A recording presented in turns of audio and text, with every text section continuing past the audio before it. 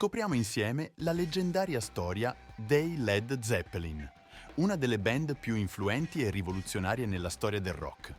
Questo viaggio inizia con il loro indimenticabile concerto del 18 novembre 1971 all'Università di Sheffield, una serata che ha segnato un'epoca e ha dimostrato il potere trasformativo della loro musica.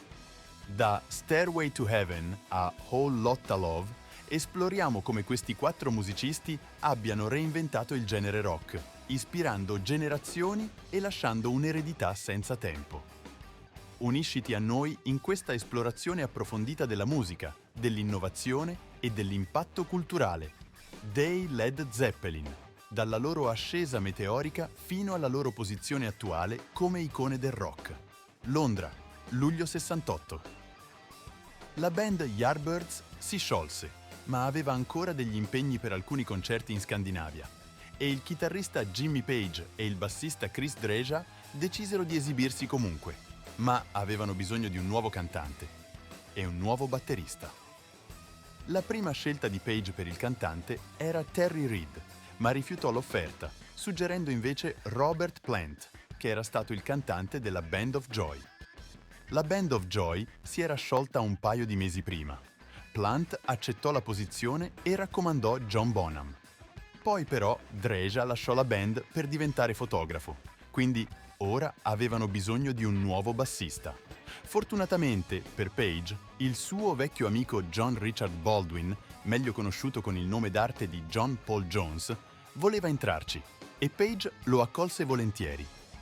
Poteva anche suonare le tastiere, quindi era un perfetto.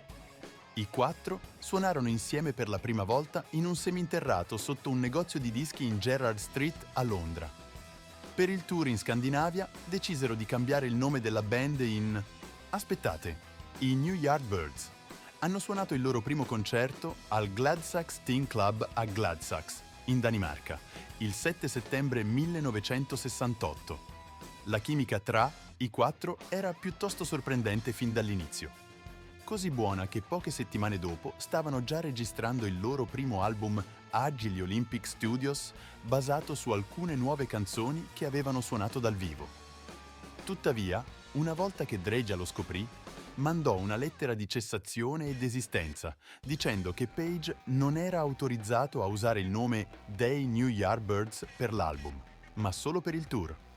Nessun problema, Page aveva in mente un nome di riserva per la band, Lead Balloon, che dopo ulteriori discussioni con la band e il loro nuovo manager, Peter Grant, diventò probabilmente uno dei migliori nomi di band di sempre, Led Zeppelin.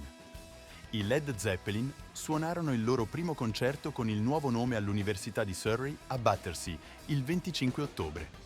Peter Grant era una presenza piuttosto intimidatoria e divenne famoso per aver migliorato la paga e le condizioni per tutti i musicisti che spesso venivano imbrogliati da promotori e case discografiche, ottenne per la band un contratto anticipato di $143.000 dalla Atlantic Records a novembre.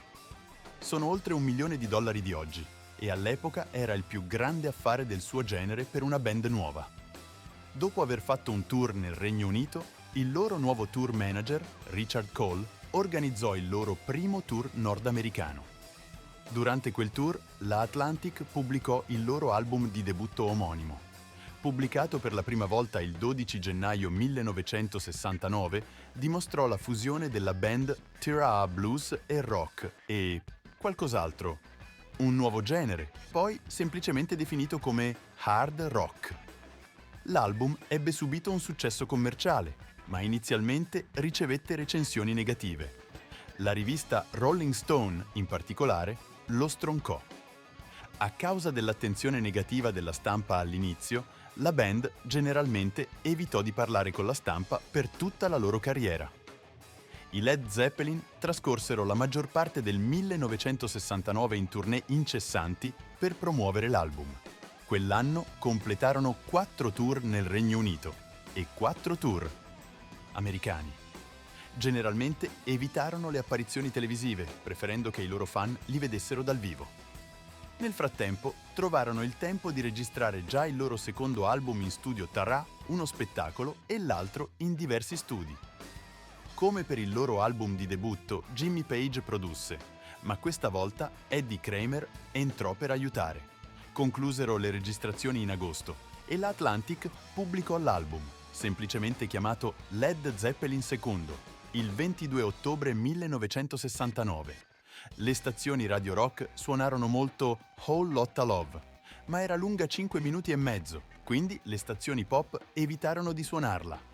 Alla fine cedettero ai bisogni commerciali e la ridussero a 4 minuti. Diventò un enorme successo. Tra maggio e giugno 1970, Page e Plant si ritirarono per scrivere un mucchio di nuove canzoni in un cottage in Galles. Molte di queste canzoni finirono sul loro terzo album in studio, semplicemente chiamato Led Zeppelin III, pubblicato per la prima volta dall'Atlantic il 5 ottobre 1970. I fan erano generalmente molto eccitati per il suo rilascio, ma sorpresi nel sentire la diversa direzione presa dalla band.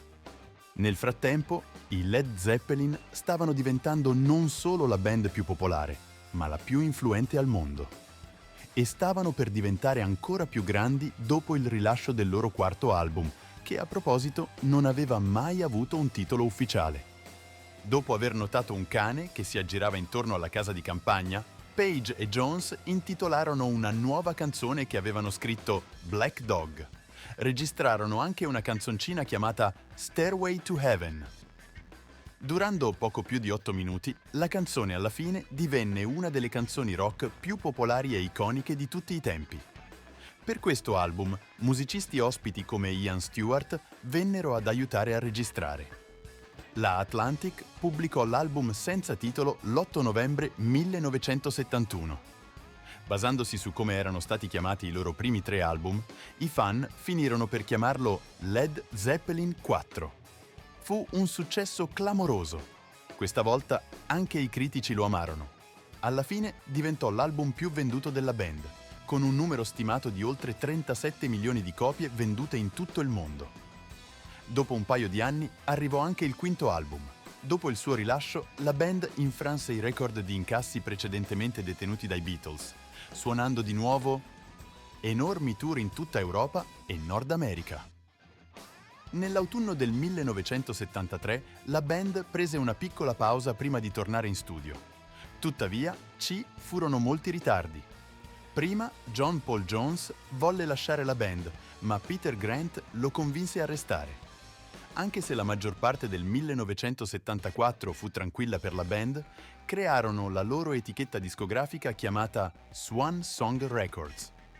La Atlantic Records, tuttavia, negoziò per distribuire comunque il loro materiale. Il primo album pubblicato da Swan Song fu il loro sesto album in studio, Physical Graffiti. Era in realtà un doppio album, contenente non solo canzoni registrate nel 1974, ma anche canzoni registrate negli anni precedenti.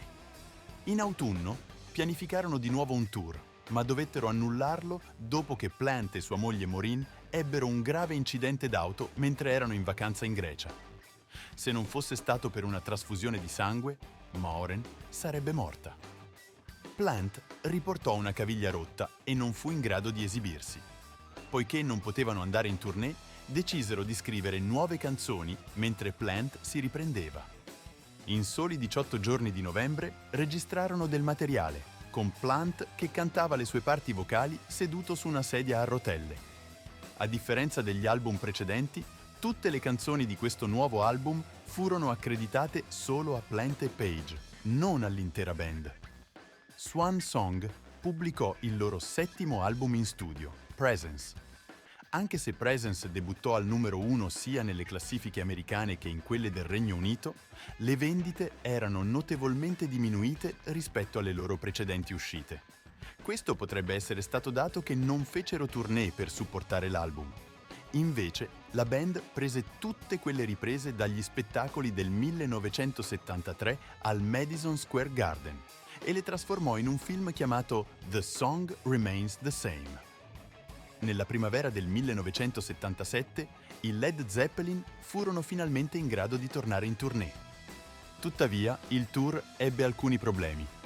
Il 19 aprile la polizia arrestò 70 persone, mentre circa 1000 fan tentavano di sfondare i cancelli, lanciando pietre e bottiglie nel tentativo di irrompere in uno spettacolo al Riverfront Coliseum di Cincinnati.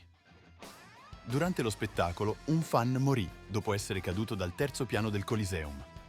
Il 3 giugno, il loro spettacolo allo stadio di Tampa fu interrotto a causa di un forte temporale, anche se i biglietti dicevano pioggia o sole. Dopo questo, alcuni fan iniziarono una rivolta e ciò portò a diversi arresti e feriti. Allo spettacolo del 23 luglio al Oakland Coliseum, in California, John Bindon, il famigerato guardia del corpo della band noto per il suo temperamento breve, picchiò brutalmente membri del team di sicurezza locale. Dopo tutto questo, cancellarono immediatamente il resto del tour e non si esibirono mai più negli Stati Uniti.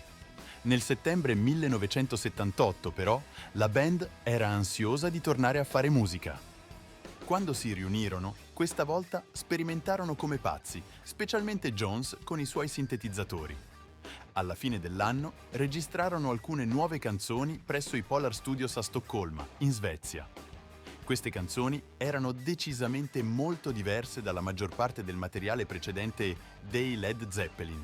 In particolare erano meno pesanti, si potrebbe dire più adatte alla radio pop in effetti. Fu un altro successo commerciale, raggiungendo la vetta delle classifiche musicali in diversi paesi. Il 1979 vide anche il ritorno della band sul palco. Suonarono un totale di 4 spettacoli in agosto, grandi. Avevano 104.000 fan in platea al primo spettacolo del Knebworth Music Festival. Tuttavia, a quel tempo, sia Jimmy Page che John Bonham lottavano enormemente con la loro dipendenza dalle droghe. Page usava troppa eroina e Bonham beveva troppo alcol. Lo spettacolo del 27 giugno a Norimberga, in Germania, si fermò a metà della terza canzone quando Bonham svenne sul palco e dovette essere trasportato d'urgenza in ospedale. Molti supposero che l'uso eccessivo di droghe fosse la causa. Quello sarebbe stato l'ultimo tour della band. Avevano pianificato di tornare per un altro tour in Nord America, ma Bonham morì il 25 settembre 1980 dopo aver consumato circa 40 bicchierini di vodka mentre provava con la band a casa di Jimmy Page.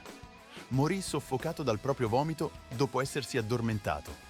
Page, Plant e Jones decisero che la band non poteva andare avanti senza Bonham. Emisero una dichiarazione a dicembre che diceva: «Vogliamo che sia noto che la perdita del nostro caro amico e il profondo senso di armonia condivisa provato da noi e dal nostro manager ci hanno portato a decidere che non potevamo continuare come eravamo». Era finita! Dopo lo scioglimento della band, i membri sopravvissuti, che sono tutti ancora vivi, hanno intrapreso carriere soliste di successo. Jones è tornato principalmente dietro le quinte, producendo e arrangiando. Plant ha registrato 11 album solisti nel corso degli anni e ha spesso collaborato con grandi nomi. Page ha avuto anche alcuni album solisti, ma ha anche formato un supergruppo chiamato The Firm con Paul Rodgers della band Bad Company. I Led Zeppelin sono una delle band più iconiche di tutti i tempi. Hanno venduto fino a 300 milioni di dischi in tutto il mondo. E parlando di influenza, molti dei loro contemporanei e band successive hanno in un certo senso semplicemente imitato loro. Veramente, poche band sono state originali come i Led Zeppelin. Non solo, i 4 membri della band sono tutti considerati alcuni dei più grandi e influenti di tutti i tempi nei rispettivi strumenti. Bonham è spesso considerato come uno dei migliori batteristi, di sempre. Jones è spesso considerato come uno dei migliori bassisti, tastieristi e persino arrangiatori musicali, di sempre. Plant invece come uno dei migliori cantanti e cantautori rock, di sempre. E ovviamente Jimmy Page come uno dei migliori chitarristi di tutti i tempi, forse il migliore in assoluto. Quindi, qual è la tua canzone o album preferito dei Led Zeppelin? Scrivilo nei commenti qui sotto. E se il video ti è piaciuto, un like è il modo migliore per dimostrarlo. Ovviamente non dimenticarti di iscriverti al canale. A domani!